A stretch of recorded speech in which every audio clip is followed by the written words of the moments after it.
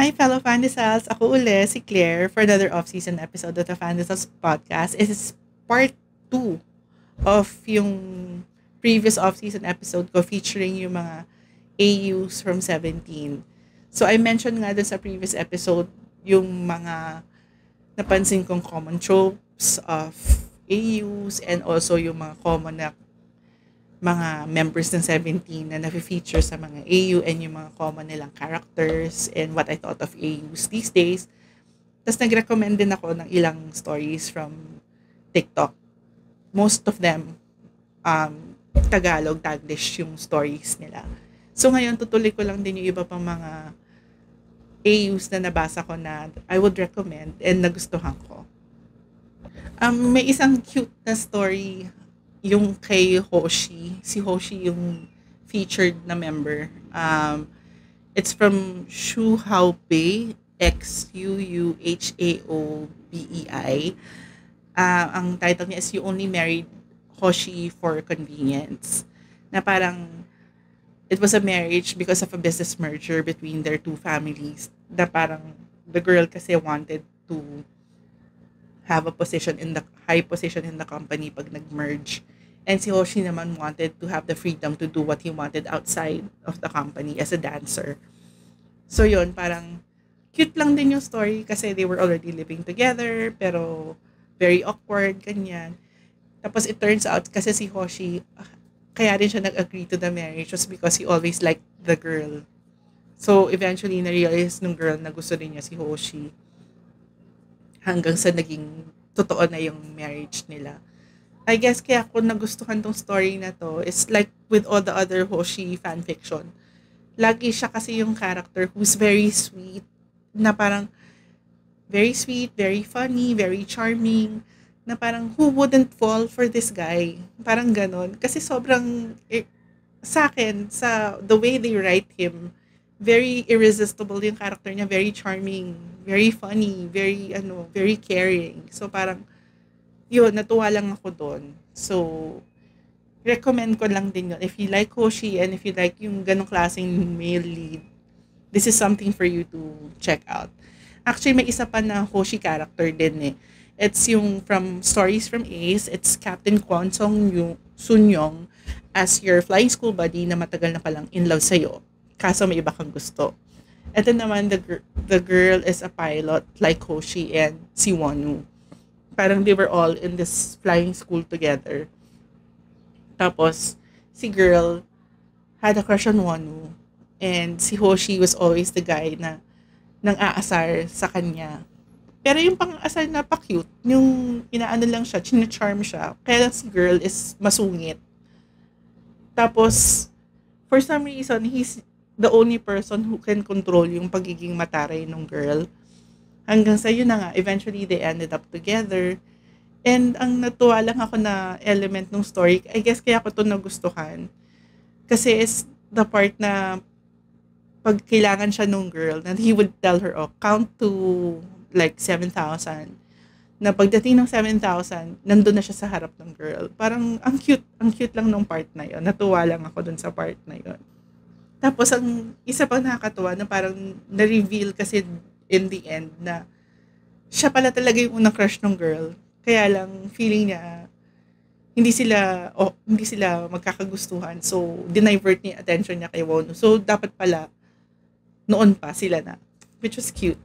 Tuwa lang talaga ako. Merong na from writing page din yung na-set up yung girl, nakalimutan ko yung title, I'm sorry. Na-set up yung girl on a blind date with Mingyu, not knowing na nireject na siya ni Mingyu before when they were still students. The girl is now a doctor. Parang, when they were students, nag-confess siya kay Mingyu, pero nireject siya. And dahil doon, parang kinut off ng girl lahat sa friend group nila. Tapos naging doctor siya.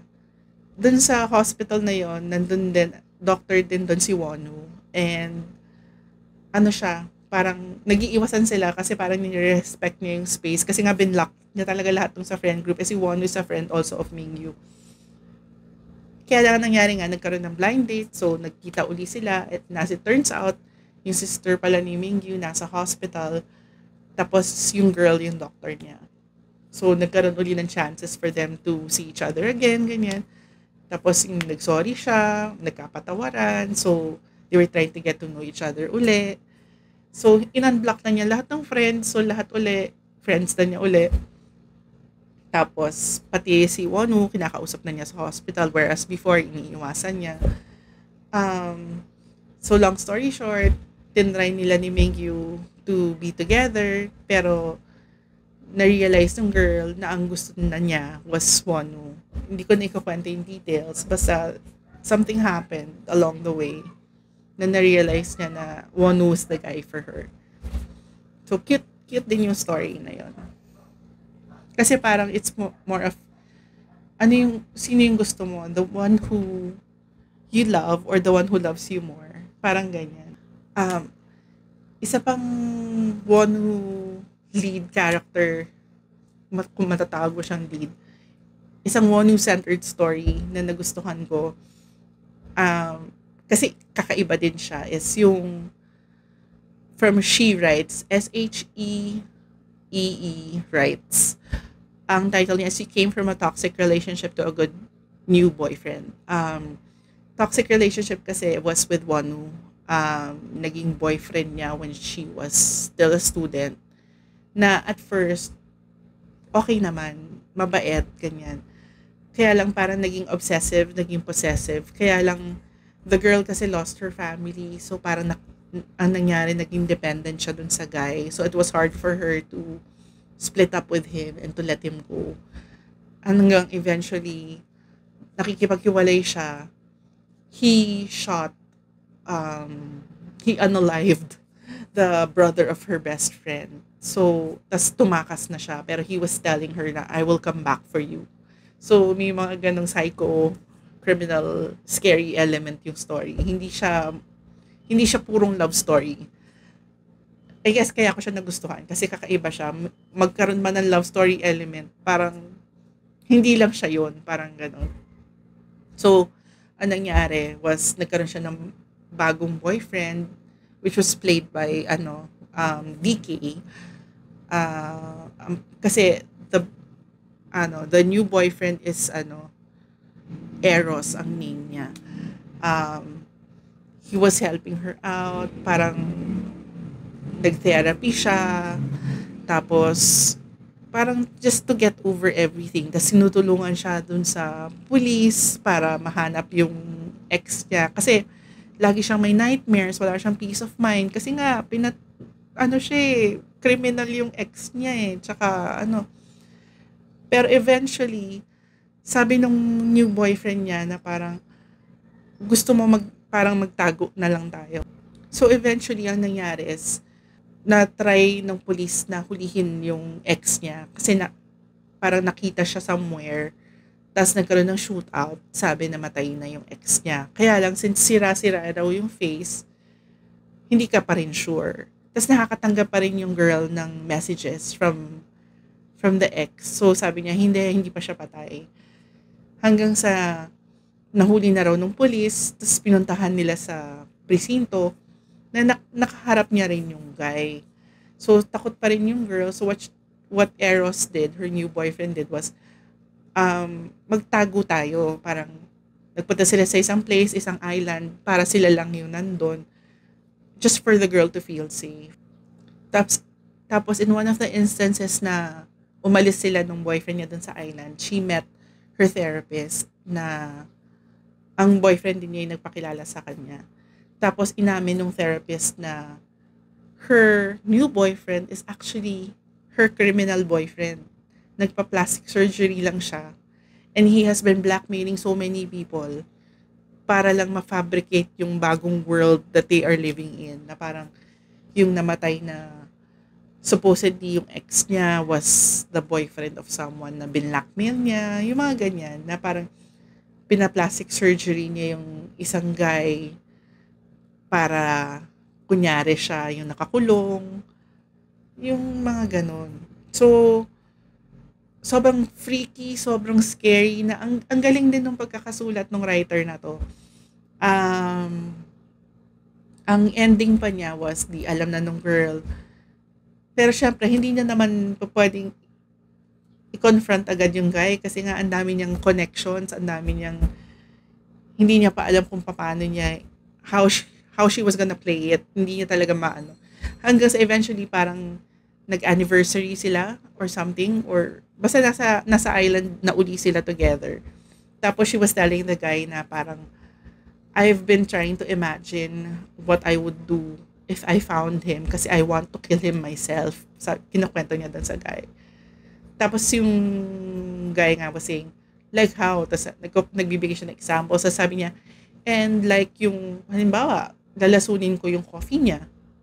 Eh, yung time na yon inaputan niya yung guy ng coffee.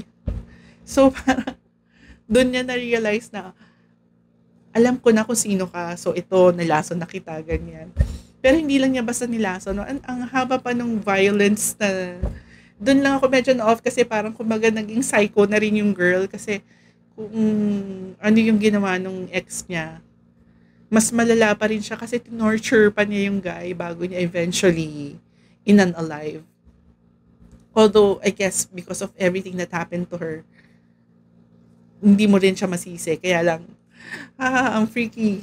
I guess kaya ako rin siya nagustuhan kasi sobrang out there, sobrang freaky nung nangyari. Pero, okay na rin kasi kung magkakaiba kasi nga yung story. So, yun. Isa pa sa mga stories na nagustuhan ko. Actually, marami sa mga stories na nagustuhan ko now that I think about it were Wonu inspired, Wonu related. This one is from Awolia underscore AOLIYA. Ang title niya is Wonu as your boyfriend who seems to have not moved on from his 5 years relationship from his ex. So yung story niya kasi is si Wonu was acting weird sa kanyang current girlfriend. Parang he was treating her the way he would treat his ex-girlfriend who as it turns out was no longer alive. Weird part pa doon is that the two girls looked alike. Tapos, the girl decided to split up with him. Tapos, sumama siya kay Jonghan abroad. Turns out na the girl was pregnant pala. Tapos, basically, si Jonghan yung naging parang father figure nung bata. So, when they went back to the country, nalaman ni Wonu na they had a child. So, he wanted to get to know the child. Tapos, parang he was asking for another chance. Ito, nagustuhan ko rin yung character ni Jonghan dito. It's very similar to the other character niya dun sa another story na ganun din na sobrang green flag siya na he was always there for the girl. Ito kasi yung sa part na to na yung na-move ako dun sa part yung umiiyak siya kasi he thought na babalik yung girl kay Wonu. Kasi Wonu pala had his reasons for yung kung bakit siya naging weird. It's more of something na basahin nyo na lang. Mahaba kasing kwento. So, basta yun, yung part na umiiyak si Jonghan na parang I'm going to give you up kasi nandito na yung guy na mahal mo talaga, ganyan. Tapos the girl eventually said na sino may sabi sa'yo na aalis ka. So, parang yun, ang cute nung part na yon na sila pa rin dun sa huli. Tapos naging maganda yung relationship nila with Wonu. Hanggang sa nagkaroon na rin si Jonghan and yung girl ng sarili nilang kids. Yun. Ang isa pa nagustuhan ko is from Love of Wisdom _11 on TikTok. It's Jonghan as your fiancé na nanlamig sa'yo. Ano siya, Jonghan is engaged to this girl, they're living together. Tapos, they were okay, they were sweet. Hanggang sa bigla na lang siyang naging indifferent dun sa girl. Tapos, it turned out na parang meron siyang ka-affair sa work. So, yung girl, she was heartbroken. Umalis siya sa kanila na she joined this guy na she just met, bagong friend, which is, again, he's played by DK. He's a photographer, travel photographer. So, sumama siya dun sa guy. Tapos, they were traveling together, ganyan. Iniwan niya si Jonghan. When they came back to the Philippines, she met Jonghan by chance sa mall. Tapos she found out na ano pala siya, bina-blackmail pala siya nung girl. Hindi, wala talaga silang relationship and he was SA'd by the girl and the girl got pregnant. Parang he was drugged and all that. So, tas abusive yung girl. So, may elements pa of domestic abuse yung story. Um, so, naawa si girl na parang kaya pala siya nagkaganon. So, she felt guilty.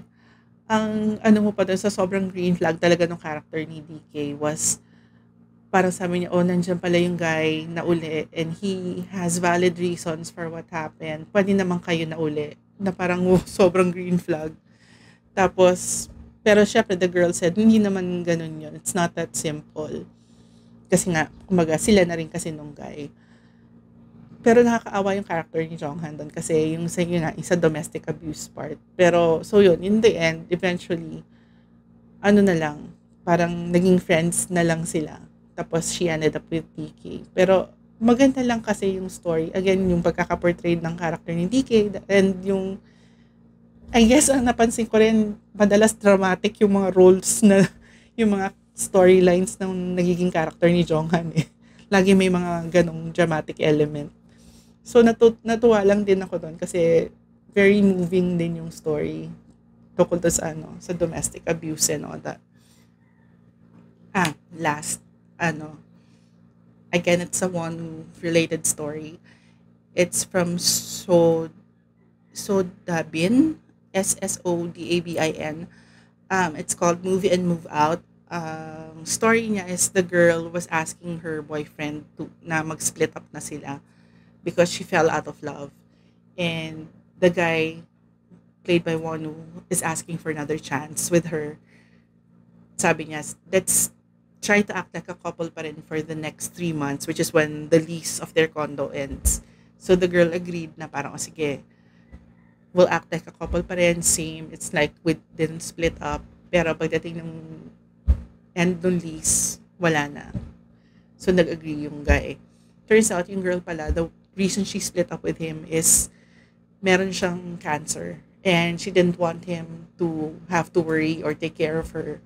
Parang yung ayaw niya maging burden dun sa guy. So, nung nag-split up sila when the lease was over, she went overseas. Tapos, tinry niyang magpagaling doon. When she came back, wala na, yung terminal na talaga siya. Tapos, hanggang sa eventually, she passed away. Ang maganda dun sa story, na-reveal later na nung umalis pala siya, alam na nung character ni Wonu na she was sick. Kaya parang pinabayaan na niya na talaga nag-let go na lang siya. Tapos ano pala siya, nagpapanovena and all that. Yung parang talaga nagdadasal siya for her to get better. Tapos, when she came back, yung nga, ng terminal na siya, hindi pa rin siya nagpakita sa kanya eh. Hindi na rin siya nagpakita. Pero, when the girl was asking for yung shirt niya, kasi gusto niya yung parang aamuyin daw niya yung shirt, talagang namili siya ng shirt. Ito yung favorite niya na shirt ko na sinusuot, ibigay mo sa kanya, ganyan. Tapos when the girl wanted fireworks, na makakita daw ng fireworks, siya yung nag-effort na magkaroon ng fireworks doon na makikita ng girl doon sa view from her balcony, ganyan. Tapos ang ginagawa na lang ng mga common friends nila was nilalabas siya doon sa balcony, tapos nakapark lang si Wonu sa nearby street, tapos naka-on lang yung phone ng friends niya para naririnig niya, tapos nakikita niya yung girl. Yung kumbaga talagang mahal niya talaga. So, ang ganda lang ng story, nung love niya na parang hindi siya naging selfish. Pinabayaan niya kung ano yung gusto ng girl, pero nandun pa rin siya for her until the last possible moment. Kasi nakita niya when she passed away from the balcony.